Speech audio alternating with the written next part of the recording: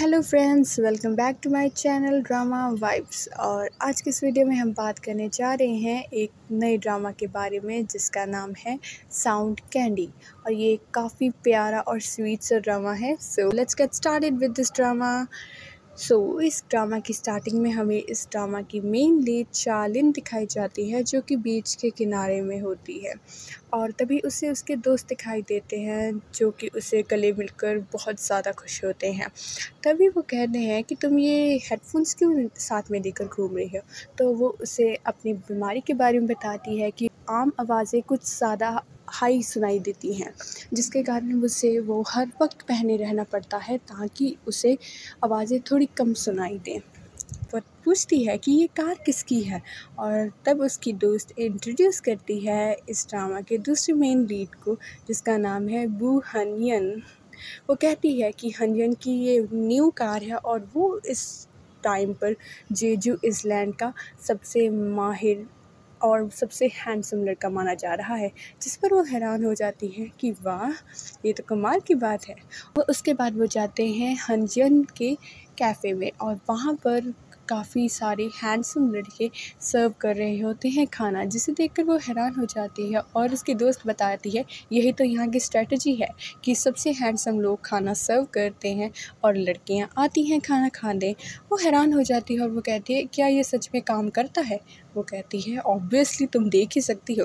मुझे ग्रैंडमा के पास जाना है। जिस पर वो कहती है नहीं, तुम मेरी मदद करोगी कैरेट्स को निकालने में। असल में उनका एक फार्म भी होता है जहाँ पर उन्होंने कैरेट्स या काफ़ी सब्जियों की खेती की होती है, और वो चाहती है कि जो चैलिन है वो उसकी मदद करे कैरेट्स को जाके गाजरों को इकट्ठा करने में। जिस पर वो कहती है कि नहीं, आज हमारे यहाँ पर भी गेस्ट आए हुए हैं, तो मेरी ग्रैंडमा अकेली हैं, सो मुझे जाना होगा उनकी मदद करने। तभी वहाँ पर जब वो निकलने ही वाली होती है कि हाइजन उसके पास आ जाता है और वो कहता है कि तुम इतनी जल्दी जा रही हो। तो वो कहती है हाँ, असल में मुझे थोड़ा काम है ग्रैंडमा के पास। वैसे भी जितने तुम बिज़ी हो, मुझे लगता है तुमसे मिलना कम ही होगा अब तो।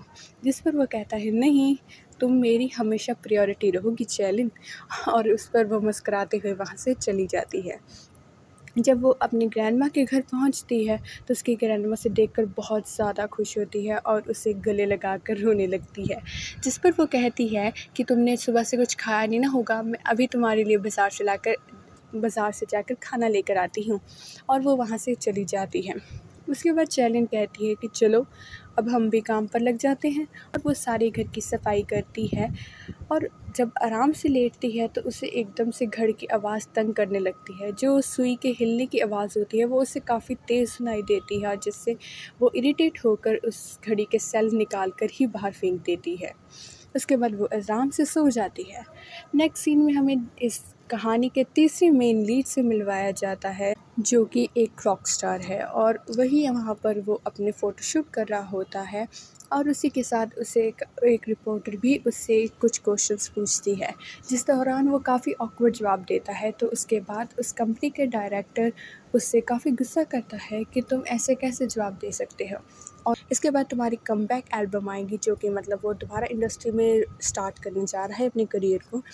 तो तुम ध्यान रखो कि अच्छे से अपनी इमेज मेंटेन करो, तुम काफ़ी पॉपुलर हो इस टाइम पर। जिससे वो कहता है कि मुझे पता है मुझे क्या करना है, और वो वहाँ से चला जाता है। जिसके बाद उसे छुट्टियों के लिए हवाई भेजा जाता है। लेकिन उसे वहाँ पर पता चलता है कि उसके साथ ही एनकोड नाम की एक टीम है, जो कि के पॉप में एक्सपर्ट है, और वह अपना डेब्यू करना चाहती है। और उन्हें कहा गया है कि वह गाना खुद रेडी करें, जिस तहत उन्हें भी जेजू आइलैंड भेजा गया है। तो वो कहता है कि क्यों ना मैं भी वहीं जाऊं, और वो वहाँ जाने के लिए रेडी हो जाता है। नेक्स्ट सीन में दिखाया जाता है कि जो एनकोड नाम की टीम है वो जेजू आइलैंड पहुँच जाती है, और काफ़ी हैरान होते हैं उस जगह को देखकर कि ये कैसी जगह है। हंजन और चैलिन काफ़ी खुश होते हैं, और दोनों एक दूसरे से बात कर रहे होते हैं कि वो कहती है कि चलो अब हम शुरू करते हैं गाजरों को इकट्ठा करना। और वो गाजर इकट्ठे करने लगते हैं कि तभी एनकोड के मेंबर वहाँ पर पहुँच जाते हैं, और वो कहते हैं हाँ है गेस्ट हाउस जहाँ पर हमें ठहरना है। और वो गेस्ट हाउस किसी और का नहीं, चैलिन का ही होता है। और यहाँ पर हमें इस कहानी का चौथा मेन लीड दिखाई देता है। भागा जाता है उससे पूछने के लिए कि आखिर है जिस गेस्ट हाउस में उन्होंने रहना है वो गेस्ट हाउस है कहाँ। तभी वो भागा दौड़ी में गलती से कैरेट पर पैर रख देता है, तो जो हमारी चैलिन है वो उसे धक्का मारते हुए कहती है, इशारा कर देती है उस डायरेक्शन की ओर जहाँ पर उनका गेस्ट हाउस है। तो वो हैरान होकर कहता है कि कैसे लोग हैं यहाँ पर। और जब वो वहाँ पर पहुँचते हैं तो वो कहते हैं कि कैसी जगह है यहाँ पर, मुझे तो नहीं लगता कि हम यहाँ पर रह सकते हैं।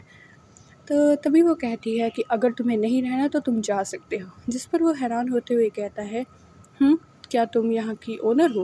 वो कहती है, हाँ मैं ही हूँ। और तभी दोनों में थोड़ा गर्मा गर्मी का माहौल बन जाता है। तो उसके बाद वो कहते हैं कि चलो हमें कमरे दिखाओ, और वो उन्हें उनके कमरे दिखा देती है और सभी वहाँ पर जाकर आराम से लेट जाते हैं। यहाँ पर हमारा जो मेन लीड है वो थोड़ा सा घबराया हुआ दिखाई देता है, क्योंकि वो सच में चाहता है कि उनकी टीम जल्दी से जल्दी के पॉप में डेब्यू कर ले। तभी शिफ्ट होता है दादी की ओर, जो कि पानी में जाने वाली होती है। असल में वो एक गोताखोर होती है और उनका पानी में जाना काम होता है, जिस पर उसकी दोस्त उन्हें मना करती है, लेकिन वो नहीं मानती और पानी के अंदर चली जाती है।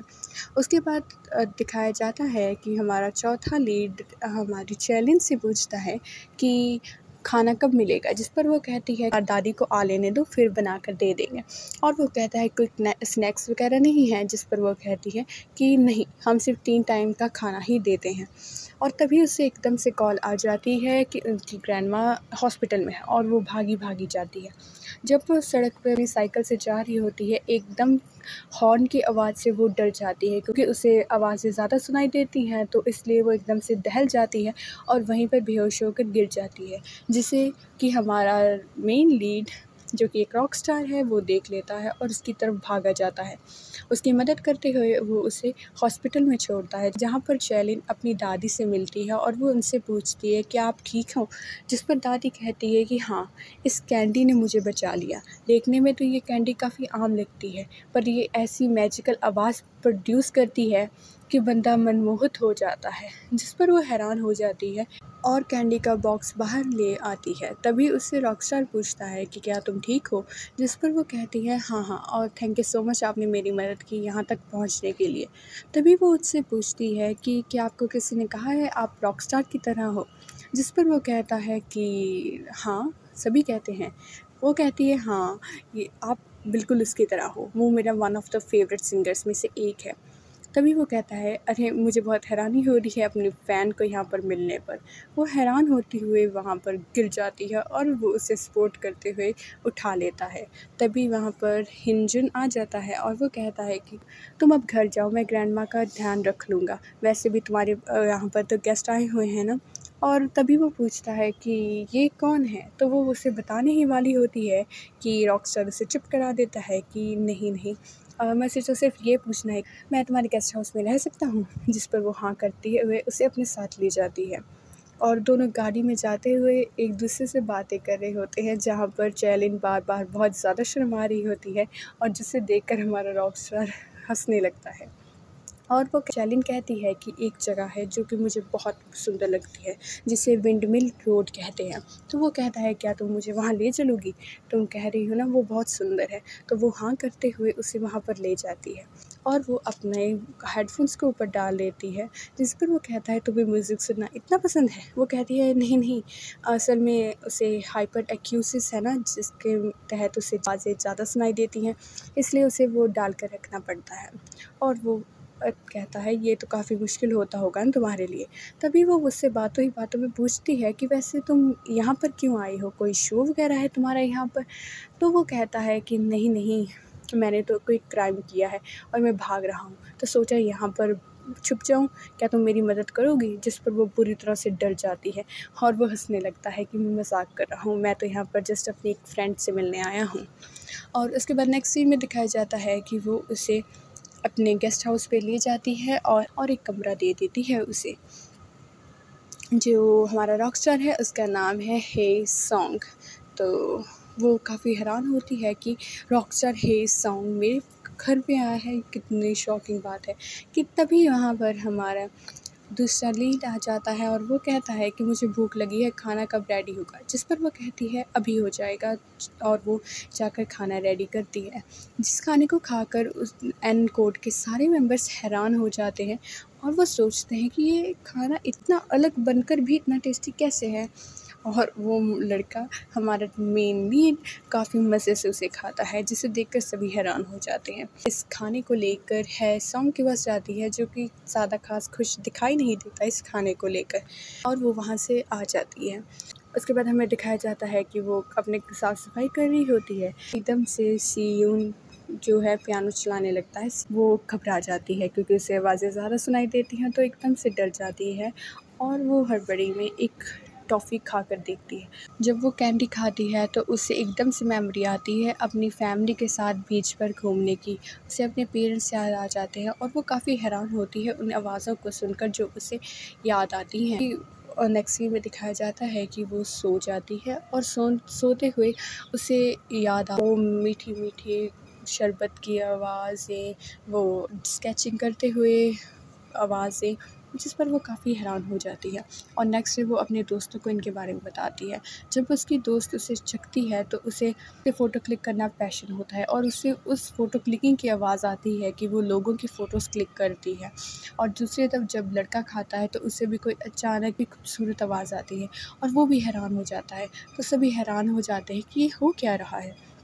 उसके बाद नेक्स्ट सीन में दिखाया जाता है चैलिन और उसकी दोस्त सभी वर्कर्स के लिए स्नैक्स लेकर जाते हैं कि तभी वहाँ पर फिर से हमारा फोर्थ मेन लीड, जिसका नाम है सिंग ह्यून, वो आ जाता है और कहता है कि यहाँ पर अच्छे से सफाई करना घर की, जिस पर वो कहती है कि हाँ मुझे सुन गया, तुम जाओ मैं आ रही हूँ।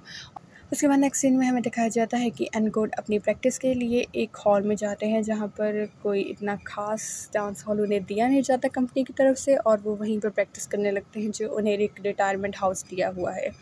वहाँ पर वो जब डांस करते हैं तो एक लड़के को डांस नहीं आता, जिस पर वो जो हमारा फोर्थ लीड है यून, उन्हें गुस्सा करने लगता है। तो वो एक लड़का उसके अगेंस्ट खड़ा होकर कहता है कि क्या तुम थोड़ा सा एम्पैथी दिखा सकते हो उसके लिए, जिस पर इरिटेट होता हुआ जो हमारा यून है वो वहाँ से चला जाता है।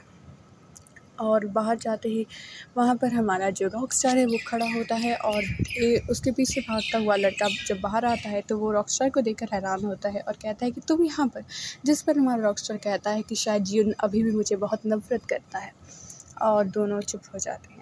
दूसरी तरफ दिखाया जाता है कि चैलिन उन एनकोड के मेंबर्स के कमरे में साफ़ सफाई करने चाहती है कि एकदम से उसे आवाज़ आती है। जब वो बाहर देखती है कि ग्रैंडमा का सारा सामान गिरा होता है और उनकी मदद हमारे यून ने की होती है, तो वो भागकर ग्रैंडमा के पास जाती है और उनकी मदद करती है। तभी जो हमारा यून है वो कमरे में आकर बैठ जाता है और उसे कॉल पे पता चलता है कि हैसन जो है, जो कि हमारा रॉक स्टार है, वो भी इसी आइसलैंड पे आया हुआ है, जिस पर वो हैरान हो जाता है। और तभी उसे एकदम से दर्द होता है, तो वो अपनी दर्द की दवाई खाने के लिए आगे बढ़ता है और हफड़ा दफड़ी में उससे गलती से सारी दवाई नीचे गिर जाती है। वो उस कैंडी को खा लेता है अपनी दवाई समझ के। जब वो उस कैंडी को खाता है खूबसूरत आवाज़ आती है उसकी एक पास्ट मेमोरी की, जिसे सुनकर वो एकदम से बेहोश हो जाता है और जब खड़ा होता है तो वो भागा जाता है उस कैंडी की ओर और देखता है, हैरान होता है कि ये क्या है। तभी वहाँ पर चैलिन आ जाती है और वो भागकर उससे वो कैंडी वाला बॉक्स छीन लेती है और यहीं पर हमारा ये पहला एपिसोड ख़त्म हो जाता है। Thank you so much for watching this video.